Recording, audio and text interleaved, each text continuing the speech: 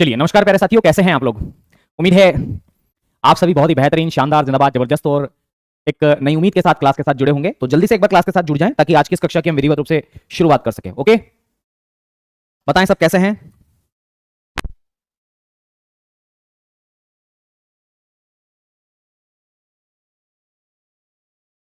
बताएं भाई, कैसे हैं सब लोग? बढ़िया हैं? है ना? बैटरी डाउन हो रही थी तो मैंने सेल भी चेंज कर ली है, नए लगा लिए हैं। उम्मीद करता हूं आपको दिक्कत नहीं होगी। और सभी को गुड इवनिंग, सभी को राधे राधे, सभी को नमस्कार, सभी को जय महाकाल, सभी को बहुत सारा प्यार, आशीर्वाद, सम्मान। क्या बात है भाई, मेरे मजा आ गया आपकी कसम। चलो, क्या बात है? कैमरा सही करो भाई प्लीज। कैमरे में क्या दिक्कत है भाई? ठीक है ना सब कुछ? चलाओ, बिना किसी देरी के हम लोग कक्षा की शुरुआत करते हैं। और जैसा कि आप सभी जानते हैं, लास्ट टाइम हमने क्या पढ़ा था उसका एक बार रिवीजन करेंगे और उसके बाद में इस कक्षा की हम शुरुआत करेंगे। तो आखिरी समय पर हमने सेकंड पार्ट इसका पढ़ा था, जिसके अंदर हमने तीसरी पंचवर्षीय योजना, फिर चौथी पंचवर्षीय योजना, पांचवी और छठवीं पंचवर्षीय योजना तक हमने पढ़ लिया था। छठवीं पंचवर्षीय योजना की अवधि थी 1980 से 1985 तक की। इसका उद्देश्य था गरीबी को कम करना, रोजगार को बढ़ावा देना। टारगेट था 5.2% की ग्रोथ रेट लेकर के आने का। प्राप्ति थी 5.7% की। और याद रखना है 6 बैंकों का राष्ट्रीयकरण हमने किया और ये तमाम बातें हैं।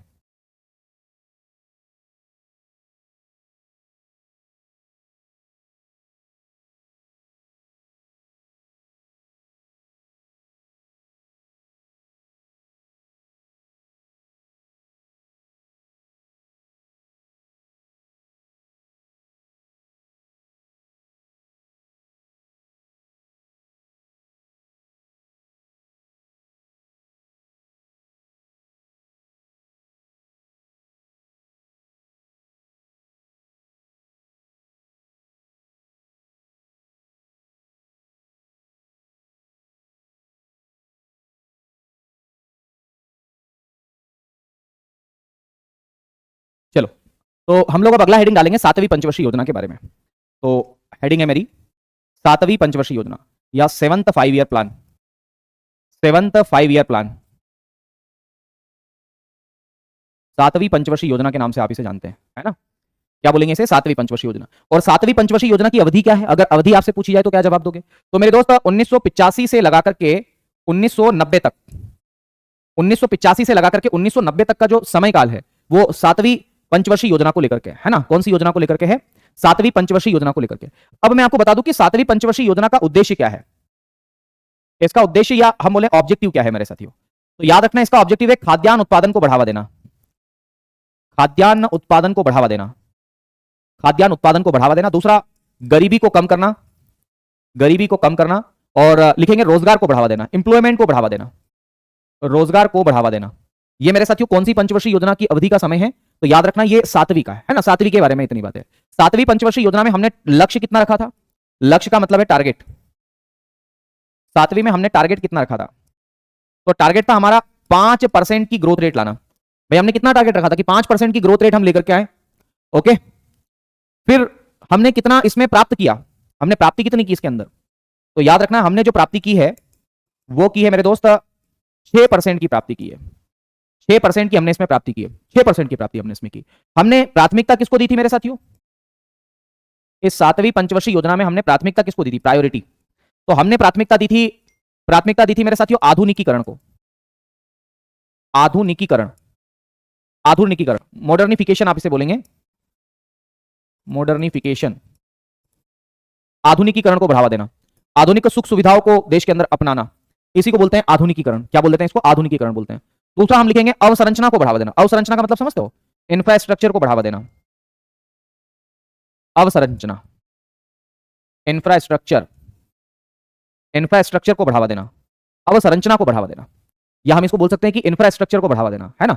इंफ्रास्ट्रक्चर का मतलब क्या होता है? इंफ्रास्ट्रक्चर का मतलब होता है सड़क बनाना, बिजली की व्यवस्था करना, इलेक्ट्रिसिटी की, स्वच्छ पानी उपलब्ध करवाना, भवन बना देना, है ना? ये होता है इंफ्रास्ट्रक्चर।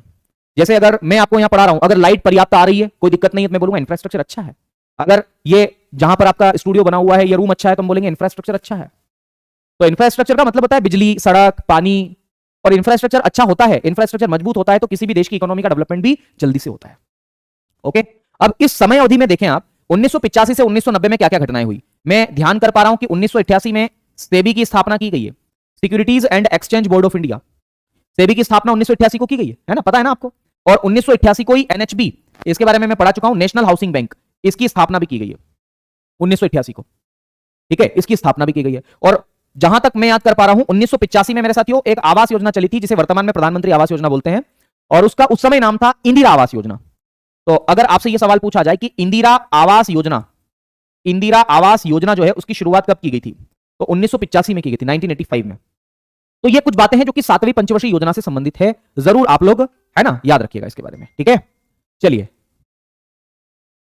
आगे बढ़े, चलिए भाई अगली बात करते हैं। 8वीं पंचवर्षीय, एक बच्चा है हेमंत कुमार करके, वो कह रहा है आज मैं पहली बार आया हूं लाइव क्लास लेने, अभी तक मैंने आपकी सारी रिकॉर्डेड क्लासेस कर ली है और आप बेस्ट टीचर हो। नहीं भाई, मैं बेस्ट टीचर नहीं हूं, मैं बेस्ट स्टूडेंट हूं, आपको मैं पढ़ा रहा हूं, बस ये है कि थोड़ा पढ़ाना आता है तो पढ़ा रहा हूं।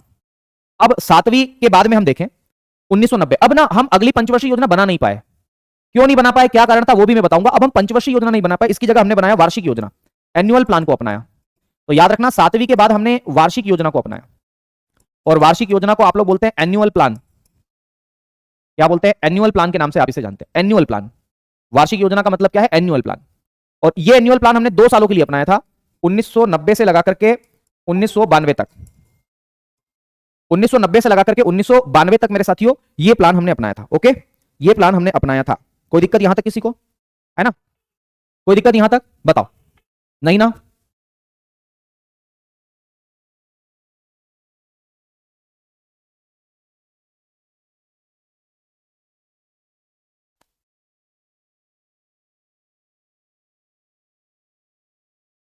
चलो भाई अगली बात करते हैं मेरे दोस्त। हमने वार्षिक योजना क्यों अपनाई, इसका कारण क्या है, हमने वार्षिक योजना क्यों अपनाई, इसका कारण क्या है, इसका रीजन क्या है। तो इसका सबसे पहला रीजन तो यह था कि हमारा भुगतान संतुलन जो है उसका संकट आ गया था, भुगतान संतुलन का संकट आ गया था, भुगतान संतुलन का संकट आ गया था। इसको बोलते हैं बीओपी क्राइसिस, बीओपी क्राइसिस, भुगतान संतुलन का संकट। अब भुगतान संतुलन क्या होता है, तो मैं आपको बताता हूं कि भुगतान संतुलन का मतलब यह होता है कि जब हम ज्यादा से ज्यादा चीजों का आयात कर लेते हैं, मतलब विदेशों से चीजें ज्यादा मंगवा लेते हैं और हमारे देश से कम चीजें मेरे साथियों बेचते हैं, तो ऐसी स्थिति में भुगतान संतुलन होता है, बिगड़ जाता है, या इसी को हम बोलते हैं व्यापार घाटा।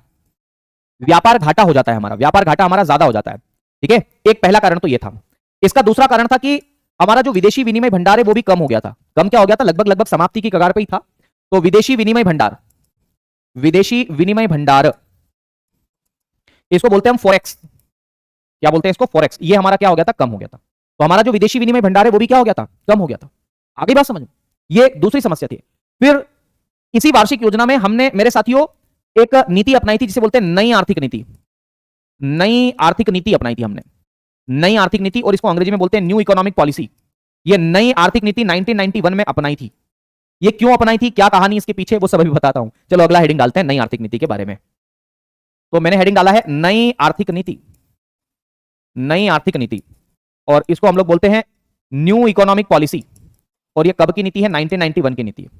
तो न्यू इकोनॉमिक पॉलिसी 1991, कोई दिक्कत नहीं ना, नहीं, बहुत बढ़िया। तो न्यू इकोनॉमिक पॉलिसी 1991 मेरे साथियों जरूर आपको याद रखना है। इसको कब अपनाया था, तो 24 जुलाई 1991 को इसको अपनाया था। कब अपनाया था इसको, तो 24 जुलाई 1991 को अपनाया था, ठीक है। 24 जुलाई 1991 को इसको अपनाया था। दूसरी बात मेरे साथियों, इसको और किस नाम से जानते हैं, तो इसे एलपीजी नीति के नाम से जानते हैं।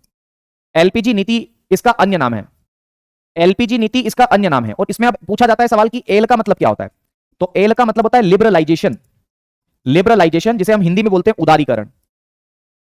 क्या बोल देते हैं इसको, उदारीकरण के नाम से आप इसे जानते हैं। पी का मतलब क्या होता है, पी का मतलब होता है प्राइवेटाइजेशन, प्राइवेटाइजेशन, और प्राइवेटाइजेशन को हम लोग किस नाम से जानते हैं, तो निजीकरण के नाम से जानते हैं, निजीकरण। और जी का मतलब क्या होता है, जी का मतलब होता है ग्लोबलाइजेशन, ग्लोबलाइजेशन, और ग्लोबलाइजेशन का मतलब क्या होता है, वैश्वीकरण। क्या होता है, वैश्वीकरण के नाम से आप इसे जानते हैं, एलपीजी नीति बोल देते हैं इसको। अब सवाल ये आता है मेरे साथियों, सर फर्स्ट इकोनॉमिक्स सेम पढ़ाई थी जाती है, इकोनॉमिक्स क्वेश्चंस है क्या सब बैच में, क्या Rani Yadav sir first economics same पढ़ाई जाती है, क्वेश्चन है क्या, मैं समझा नहीं आप क्या बोलना चाह रहे हैं, है ना। अब आपको एक और बात मैं आपको बता दूं मेरे साथियों कि इस समय प्रधानमंत्री कौन थे, जब न्यू इकोनॉमिक पॉलिसी अपनाई गई थी ना, उस समय प्रधानमंत्री कौन थे, तो पीवी नरसिम्हा राव उस समय प्रधानमंत्री थे, पीवी नरसिम्हा राव उस समय प्रधानमंत्री थे। और वित्त मंत्री कौन थे, तो वित्त मंत्री मेरे साथियों, वित्त मंत्री कौन थे, तो डॉक्टर मनमोहन सिंह थे, डॉक्टर मनमोहन सिंह, डॉक्टर मनमोहन सिंह उस समय वित्त मंत्री थे। ये एलपीजी नीति जब अपनाई गई थी, तो है ना। क्यों अपनाई गई थी, इसके पीछे की कहानी बताता हूं। हमारा व्यापार विदेशों के साथ में अच्छा खासा था, लेकिन हम ज्यादा से ज्यादा चीजों को ना खरीदते थे, बेचते बहुत कम थे। कर्ज बहुत ज्यादा बढ़ गया था, और हमारा जो विदेशी विनिमय भंडार है जिसे गुल्लक बोलते हैं, उसके अंदर विदेशी मुद्रा है। तो अगर हम ज्यादा से ज्यादा विदेशों से खरीदेंगे तो पैसा ज्यादा से ज्यादा देना पड़ेगा। तो हमारा जो गुल्लक था ना, वो फॉरेक्स था, उसमें केवल 15 दिन के लिए व्यापार करने के लिए पैसा बचा था, इसके अलावा पैसा बचा ही नहीं था उसके अंदर। तो प्रधानमंत्री नरसिम्हा राव जी और वित्त मंत्री डॉक्टर मनमोहन सिंह जी गए आईएमएफ के पास, वर्ल्ड बैंक के पास मदद लेने के लिए कि यार हमें लोन चाहिए, हमें पैसा चाहिए ताकि हम हमारे देश का विकास कर सके। तो उन्होंने मना कर दिया, बोले नहीं नहीं, तुम्हारे यहाँ की इकोनॉमिक पॉलिसी जो है वो कुछ अलग है, इसमें बदलाव करो। बोले कैसे? तो बोले तुमने प्राइवेट सेक्टर को तुम्हारे देश के अंदर इन्वेस्टमेंट करने का मौका बहुत कम दिया है, और दिया भी है तो लाइसेंसिंग व्यवस्था तुमने रख रखी है, परेशान होना पड़ता है उस व्यक्ति को, तो इसलिए तुम्हारे देश के अंदर मतलब सिस्टम को बदलो। तो बोले ठीक है। तो न्यू इकोनॉमिक पॉलिसी लेकर के आए। अरे साइड हो जाऊं? लो भाई, पूरा ही साइड हो जाऊं? साइड हो जाता हूं सर, कहां चले गए फिर, क्या है ना। लिख लो भाई, लिख लो, इसको लिख लो, नई आर्थिक नीति को बोलते हैं इसको, लिखो लिखो लिखो, कोई बात नहीं। तो इसलिए हमने न्यू इकोनॉमिक पॉलिसी को अपनाया, ओके, इसीलिए हमने इसको अपनाया है। कोई दिक्कत वाली बात तो नहीं है ना? पानी पी लेता हूं मैं भी तब तक।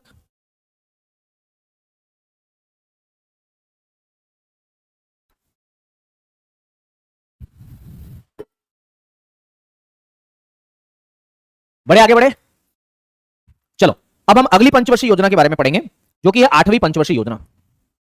तो अगला हेडिंग डालेंगे मेरे साथियों, 8th 5 ईयर प्लान।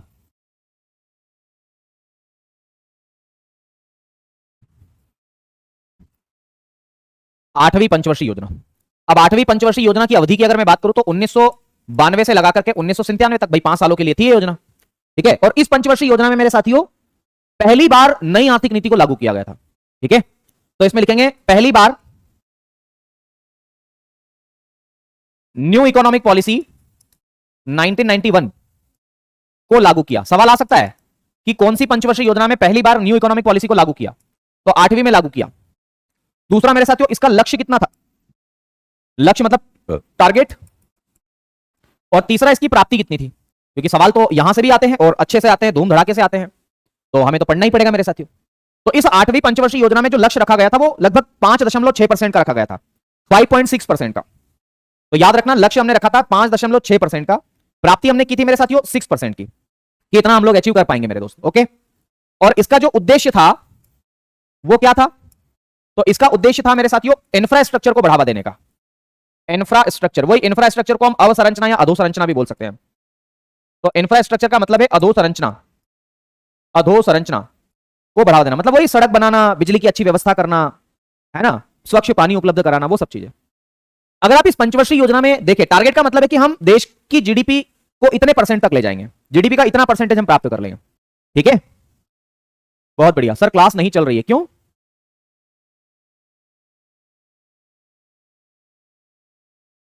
आगे बढ़े। अब याद रखना मेरे साथियों, इसके अंदर अगर आप ध्यानपूर्वक देखोगे तो 8वीं पंचवर्षीय योजना की अवधि देखो, 1992 से 1997, इसी में हम बात करें तो 15 अगस्त 1995 को हमने मेरे दोस्त मिड डे मील स्कीम की शुरुआत की थी, है ना। तो मिड डे मील योजना मेरे साथियों, मध्याह्न भोजन कार्यक्रम की शुरुआत इसी में की थी। और WTO, वर्ल्ड ट्रेड ऑर्गेनाइजेशन, विश्व व्यापार संगठन आप इसे बोलते हैं, विश्व व्यापार संगठन, इसको भी इसी में शुरू किया था, अगर मैं ठीक ठाक याद कर पा रहा हूं तो 1995 में, ओके। तो ये बात भी आपको अच्छे से याद करना है भाई, यहां से भी सवाल बन सकता है आपकी परीक्षा में। एक प्रोग्राम हमने शुरू किया था 1993 में, और उस प्रोग्राम का नाम है प्रधानमंत्री रोजगार कार्यक्रम, PM रोजगार कार्यक्रम, प्रधानमंत्री रोजगार कार्यक्रम, प्रधानमंत्री रोजगार कार्यक्रम की शुरुआत भी हमने इसी पंचवर्षीय योजना में की थी, किसमें? तो 8वीं में। तो ये भी बात आपको याद रखना है, सवाल यहां से भी आता है परीक्षा में, ओके। लो भाई उतारो, ये हो गया साइड, उतार लो जल्दी से।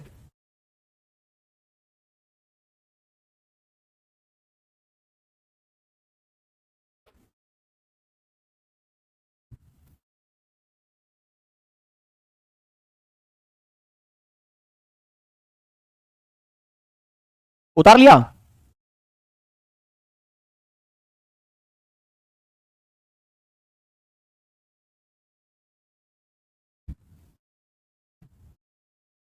आठवीं योजना,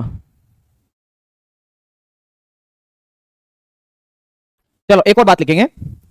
इसी पंचवर्षीय योजना में 1993 में मेरे साथियों हमने एक और शुरुआत की थी, और वो क्या थी? तो राष्ट्रीय महिला कोष की स्थापना भी की थी, राष्ट्रीय महिला कोष, नेशनल फीमेल फंड की बात हम करें, कोष लिखा है, तो राष्ट्रीय महिला कोष की स्थापना भी 1993 में की गई थी, ये बात भी आपको याद रखना है।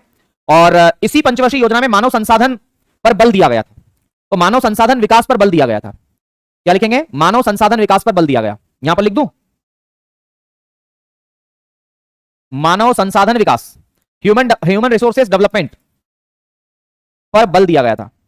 पूछा जा सकता है कि बताओ कौन सी पंचवर्षीय योजना में मानव संसाधन, ह्यूमन रिसोर्सेज डेवलपमेंट पर बल दिया गया। ठीक है, चलो बात समझ में आ गई आप लोगों को। तो मानव संसाधन पर बल दिया गया था, ये 8वीं पंचवर्षीय योजना के बारे में है, आपको याद रखना है। अब हम बात करेंगे 9वीं पंचवर्षीय योजना के बारे में। ठीक है, चलो भाई, 9वीं पंचवर्षीय योजना या 9th 5 ईयर प्लान। आज थोड़ा सा जल्दी क्लास छोड़ूंगा मैं, कारण क्या है कि जो इंटरनेट सिस्टम है हमारा, वहां पर कुछ प्रॉब्लम चल रही है शायद अभी कुछ दिनों से, तो उसको रिजोल्व करने के लिए टीम आई हुई है और वो बाहर बैठी हुई है बहुत देर से। और आपको पता होगा क्लास जैसे ही शुरू हुई तभी वो आई, तो मैंने उनसे कहा है कि अभी इंटरनेट बंद मत करो, मैं जल्दी क्लास छोड़ दूंगा, तो आप जल्दी से उसको कर लेना रिजोल्व। बोले ठीक है सर। तो 9वीं पंचवर्षीय योजना की अगर मैं बात करूं तो ये मेरे साथियों 1997 से लगा करके 2002 तक है 9वीं पंचवर्षीय योजना। अब इसमें लक्ष्य कितना रखा गया है वो भी थोड़ा सा याद कर लेते हैं मेरे साथियों कि कितना लक्ष्य इसमें रखा गया है ना। बहुत बढ़िया। तो इस पंचवर्षीय योजना में लक्ष्य कितना है और प्राप्ति कितनी है? तो लक्ष्य हो गया, प्राप्ति आपको याद रखना है। इसी के साथ हमने इस पंचवर्षीय योजना में उद्देश्य क्या रखा है यह भी आपको याद रखना है ना। तो याद रखना है उद्देश्य, उद्देश्य क्या है। देखो लक्ष्य की अगर मैं बात करूं कि 9वीं पंचवर्षीय योजना का लक्ष्य क्या है, तो 6.5% की ग्रोथ रेट लाना इसका लक्ष्य है। तो लिखेंगे 6.5% की ग्रोथ रेट लाना इसका लक्ष्य है। हमने प्राप्त कितना किया? तो प्राप्ति हमने की है 5.7% की। और इसका जो उद्देश्य है वो क्या है? इकोनॉमिक ग्रोथ को बढ़ावा देना, आर्थिक समृद्धि को बढ़ावा देना, आर्थिक समृद्धि, इकोनॉमिक ग्रोथ को बढ़ावा देना, इकोनॉमिक ग्रोथ को बढ़ावा देना, ये इसका उद्देश्य ऑब्जेक्टिव है कि हम इकोनॉमिक ग्रोथ को बढ़ावा दें। आगे बात समझ में। और अगर आप देखोगे इसके अंदर, तो इस समय काल को देखो 1997 से 2002 के बीच में बात करते हैं हम, तो आप देखोगे तो केसीसी किसान क्रेडिट कार्ड बोलते हैं इसको, है ना। ये मार्च 1998 में हम इसी पंचवर्षीय योजना में लेकर के आए। ओके, एक संस्था है इरडा। इरडा देखो फुल फॉर्म लिखना चाहो तो लिख लेना, insurance regulatory development authority of India. इसकी स्थापना 1999 में की गई मेरे साथियों, यह बात भी आपको याद रखना है। हमने बच्चों को स्कूल जाने के लिए मेरे साथियों सर्व शिक्षा अभियान की शुरुआत इसी में की। तो सर्व शिक्षा अभियान, सर्व शिक्षा अभियान जिसको हम बोलते हैं SSA, इसकी शुरुआत भी इसी पंचवर्षीय योजना में की थी। आपको पता है सन 2001 में, 2001 में हमने इसकी शुरुआत की थी। अब बच्चा स्कूल कैसे जाएगा, उसके पहले हमने तैयारी कर ली थी सड़क बनाने की। तो याद रखना है मेरे दोस्त, सड़क बनाने की हमने तैयारी कर ली थी सन 2000 में। और मैं जहां तक याद कर पा रहा हूं, प्रधानमंत्री ग्राम सड़क योजना, तो प्रधानमंत्री ग्राम सड़क योजना में इसकी शुरुआत कर दी थी। और इस 9वीं पंचवर्षीय योजना जो है, इसी में हमने मेरे साथियों याद रखना है एक और चीज की थी, राष्ट्रीय जनसंख्या नीति, नेशनल पॉपुलेशन पॉलिसी, राष्ट्रीय जनसंख्या नीति, राष्ट्रीय जनसंख्या नीति, नेशनल पॉपुलेशन पॉलिसी। इसकी शुरुआत हमने इसी में की थी सन 2000 में। ओके, राष्ट्रीय जनसंख्या नीति की हमने शुरुआत इसमें की थी। सन 2000 में हमने अंत्योदय अन्न योजना की शुरुआत भी की थी। तो लिखेंगे अंत्योदय अन्न योजना, जिसके अंदर 35 किलोग्राम अनाज मिलता है प्रति परिवार को। अंत्योदय अन्न योजना के नाम से आप इसे जानते हैं। इसकी शुरुआत भी हमने 2000 में की थी। ओके, सन 2000 में की थी। तो ये 9वीं पंचवर्षीय योजना के बारे में इतनी सारी बातें हैं जो कि आपको याद कर लेनी चाहिए, क्योंकि यहां से सवाल बन सकते हैं। ओके, बहुत बढ़िया, शानदार। इरडा हैदराबाद में है, insurance regulatory development authority of India. ये भारत में इंश्योरेंस सेक्टर को रेगुलेट करता है ना, इंश्योरेंस सेक्टर को रेगुलेट करता है। ओके, इंश्योरेंस सेक्टर समझते हो ना, बीमा क्षेत्र, तो बीमा क्षेत्र को ये रेगुलेट करता है मेरे साथियों, ये बात आपको याद रखना है। ओके, चलो इरडा बताओ क्या है। मानसी बताया ना, insurance regulatory development authority of India इसका फुल फॉर्म है। इसका मुख्यालय कहां पर है? हैदराबाद में। केसीसी क्या है? केसीसी का मतलब किसान क्रेडिट कार्ड है। केसीसी का मतलब क्या है? किसान क्रेडिट कार्ड। मतलब किसान भाई अपनी फसल या खेती करने के लिए मेरे साथियों अब सरकार से लोन ले सकते हैं, सॉरी बैंकों से लोन ले सकते हैं। और पहले लोन लेने की जो सीमा थी वो 3 लाख रुपए थी, तो 3 लाख रुपए तक का लोन वो ले सकते थे ताकि अपनी फसल को बना सके। लेकिन अब याद रखना, इसकी सीमा 3 लाख से बढ़ाकर के कितनी कर दी गई है? 3 लाख से बढ़ाकर ऋण सीमा, लोन लिमिट जो है वो 5 लाख कर दी गई है। 5 लाख कर दी गई है, कर दी गई है ना। ये बात आपको याद रखना है कि एससीसी की लिमिट को बढ़ा दिया गया है। ठीक है, ओके, बढ़े। अब लिखेंगे 10वीं पंचवर्षीय योजना। ओ कमलेया मेरे नादान दिल, है ना। बस इतना ही आता अपने को गाना, इससे आगे नहीं आता। इससे आगे आप लोग गा लो। 10वीं पंचवर्षीय योजना, 5 ईयर प्लान आप इसे बोलते हैं, 10th 5 ईयर प्लान। 10वीं पंचवर्षीय योजना, आओ जरा 10वीं पंचवर्षीय योजना के बारे में बातचीत करते हैं। 10वीं पंचवर्षीय योजना की अवधि लिखो, अवधि। तो ये सन 2002 से लगा करके सन 2007 तक है। ओके, मेनुकी, इसका लक्ष्य कितना है यह हमें याद रखना है, इसकी प्राप्ति कितनी है यह भी हमें याद रखना है। ओके, दोनों बातें बहुत ज्यादा इंपॉर्टेंट है, इसलिए हमें यहां पर आपको पढ़ाना पड़ेगा 10वीं पंचवर्षीय योजना में क्या क्या खास बात है। 2002 से 2007। ओके इसका लक्ष्य कितना था, तो याद रखना देश की जीडीपी का 8% प्राप्त करना इसका लक्ष्य था। हमने कितना प्राप्त किया, 7.6% की हमने प्राप्ति की। ओके, ये इंपॉर्टेंट बात है, आपको याद करना पड़ेगा। और इसमें प्राथमिकता क्या थी, प्रायोरिटी मेरे साथियों, तो इसमें प्रायोरिटी थी, हमने दी थी इकोनॉमिक ग्रोथ को बढ़ावा देना, हिंदी में बोलते हैं आर्थिक समृद्धि, आर्थिक समृद्धि को बढ़ावा देना, है ना, ये हमारी प्रायोरिटी थी। आप इसमें समय देखो, आप 2002 से 2007 के बीच में क्या क्या घटनाएं घटी। 2005 में मेरे साथियों हम लोग आरटीआई, राइट टू इंफॉर्मेशन, सूचना का अधिकार लेकर के आए थे, सूचना का अधिकार लेकर के हम आए। 2005 में ही हम लोग नरेगा लेकर के आए थे, नरेगा, नरेगा यानी कि national rural employment guarantee act बोलते हैं इसको, ये 2005 में आया था, याद रखना है। फिर अच्छा, इसको नरेगा को 2006 में लागू भी किया गया था, ये भी आपको याद रखना है, ठीक है। आरटीआई मतलब सूचना का अधिकार, राइट टू इंफॉर्मेशन, इतने कमजोर हो क्या आप क्लास में, right to information, right to information, सूचना का अधिकार, इंफॉर्मेशन। ओके, चलो आगे बढ़े। ऐसे 10वीं में इतना ही इंपॉर्टेंट है, इतना ही याद रखना। अब लिखेंगे 11वीं, अगली बात है 11वीं पंचवर्षीय योजना, 11th 5 ईयर प्लान, 11वीं पंचवर्षीय योजना। सवाल कई बार पूछा गया है कि 11वीं पंचवर्षीय योजना की अवधि क्या है, तो याद रखना है मेरे साथियों, इसकी अवधि है हमारे पास में सन 2007 से लगाकर के 2012 तक। ओके, इसका उद्देश्य क्या है, तो इसका उद्देश्य है मेरे साथियों सतत समावेशी विकास, सस्टेनेबल इंक्लूसिव ग्रोथ या डेवलपमेंट, सतत समावेशी विकास, इसको हम बोलते हैं sustainable inclusive development, sustainable inclusive development के नाम से आप इसे जानते हैं। यह इसका उद्देश्य था 11वीं पंचवर्षीय योजना का। ओके, इस पंचवर्षीय योजना में मॉडल आपको याद रखना है, कौन सा मॉडल था, सी रंगराजन मॉडल था, सी रंगराजन मॉडल। भाई बाकी में नहीं लिखवाया है, जहां जरूरी है वहीं पर लिखवाया है, तो ऐसे मत वो करना कि सर यार आपने इसमें तो लिखवाया ही नहीं, कोई मतलब नहीं उसका, तो याद रखना है सी रंगराजन मॉडल। लक्ष्य की हम बात करें और प्राप्ति की हम बात करें, देखो लक्ष्य तो हमने ये बनाया था कि हम देश की इकोनॉमी का 9%, जीडीपी का 9% की प्राप्ति करें, पर हम इतना कर नहीं पाए, हम लगभग 8% की प्राप्ति कर पाए, या किसी किसी किताब में 7.9% भी रहता है, तो आप कंफ्यूज मत होइएगा, दोनों सही है ना, ऑप्शन में कुछ एक मिलेगा। 10वीं समय मिड डे मील आया था गुरुदेव, मिड डे मील 1995 का है भाई, है ना। चलो अगली बात करें मेरे दोस्त, ठीक है। अगर पूछा जाए कि 11वीं पंचवर्षीय योजना में सबसे ज्यादा खर्च किस पर किया गया, तो सर्वाधिक व्यय किस पर किया गया, तो सामाजिक सेवाओं पर, सोशल सर्विसेज पर किया गया, तो सबसे ज्यादा खर्च सामाजिक सेवाओं पर किया गया, सोशल सर्विसेज पर। सामाजिक सेवा वही, अरे अभिषेक भाई 1995 में मिड डे मील स्कीम आई थी, है ना, 10वीं के समय नहीं आई थी, तो अब कमेंट मत करो मेरे लाल टमाटर, पीले नीले हरे पीले। चलो चलो अगली बात, सर्वाधिक व्यय हो गया, उद्देश्य हो गया, तमाम बातें हो गई है। इसमें आप देखो तो मेरे साथियों शिक्षा का अधिकार आया था, right to education, RTE, right to education, right to education सन 2009 में इसी में आया था। और एक और बात आप लिखेंगे, 2011 की जनगणना वो भी इसी पंचवर्षीय योजना में की गई ना, याद तो रखना पड़ेगा। हाँ जी, रेलवे में भी काम कर लेगा, चिंता मत करो, दौड़ेगा दौड़ेगा रेलवे में भी, बहुत बढ़िया, शानदार। चलो आगे बढ़ते हैं मेरे साथियों, अब हम बात करेंगे 12वीं पंचवर्षीय योजना के बारे में, 12th 5 ईयर प्लान।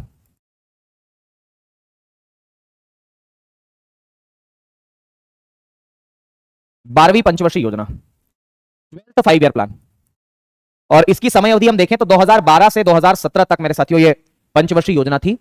और इसमें जो टारगेट था, हमारा लक्ष्य था, वो था 8% की जीडीपी ग्रोथ रेट लेने का। कितनी प्राप्ति इसमें हुई है, 8.2% की प्राप्ति इसमें हुई है। ओके, इसका जो उद्देश्य था वो क्या था, तो इसका उद्देश्य था मेरे साथियों तीव्र, देखो 11वीं और 12वीं में एक ही अंतर है, केवल तीव्र शब्द का अंतर है, तो तीव्र सतत समावेशी विकास, तीव्र सतत समावेशी विकास, तीव्र सतत समावेशी विकास के नाम से आप इसे जानते हैं। ओके, इसको हम अंग्रेजी में बोलते हैं फास्टर सस्टेनेबल इंक्लूसिव डेवलपमेंट। चलो, ये अंतिम पंचवर्षीय योजना, ये बात भी आपको याद रखना है, अंतिम योजना है ना। दूसरी बात मेरे साथियों, इसी 12वीं पंचवर्षीय योजना में ना सबसे ज्यादा खर्च किया गया था मेरे साथियों सामाजिक सेवाओं पर। वही 11वीं और 12वीं में सेम ही है, तो सामाजिक सेवाओं पर सर्वाधिक खर्च। ओके, दूसरी बात आपको ये याद रखना है कि नेशनल फूड सिक्योरिटी एक्ट ये 2013 में आया था इसी पंचवर्षीय योजना में, है ना। तो इसको हम लोग क्या बोलते हैं, नेशनल फूड सिक्योरिटी, राष्ट्रीय खाद्य सुरक्षा अधिनियम, इसी में आया था 2013 में। तो ये भी आपको याद रखना है, ये कुछ बातें थी जो कि इससे संबंधित थी। चलो, अब हम कल की जो हमारी क्लास है उसमें प्रमुख आयोग पढ़ेंगे। आयोग का मतलब क्या होगा, तो वित्त आयोग है ना, नीति आयोग, योजना आयोग, एनडीसी, इनके बारे में हम पढ़ेंगे, ठीक है। फिर बाद में पंचवर्षीय योजना नहीं बनाई गई, क्योंकि जो योजना बना था पंचवर्षीय योजना, योजना आयोग, उसी को समाप्त कर दिया गया और उसकी जगह किसकी स्थापना कर दी गई, नीति आयोग की स्थापना कर दी गई, ठीक है। ये बात आपको याद रखना। हाँ, एलटी ग्रेड टीचर के लिए भी ले सकते हैं, हालांकि मैं आपको बता दूं उसमें मेरी क्लासेस शुरू होने वाली है रात को 10 बजे है ना। तो ये बात आपको यहां पर याद रखना है। उम्मीद करता हूं बेसिक सी बातें हैं, अच्छे से आप लोगों को समझ में आ रही होगी, कोई दिक्कत वाली बात नहीं होगी, ठीक है।